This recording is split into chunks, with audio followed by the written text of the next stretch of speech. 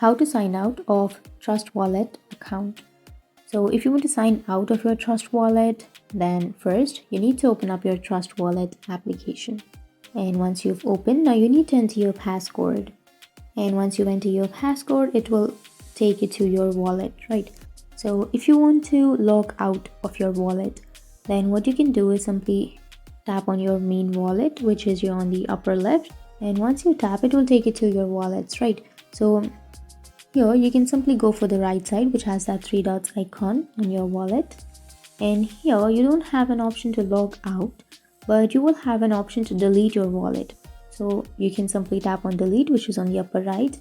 And once you delete your wallet, so before deleting your wallet, you need to back up something. So you need to back up your Google Drive, or you can back up manually. So make sure to back up.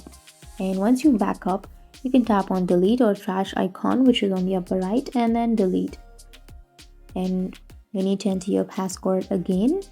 And after entering, your wallet will be deleted.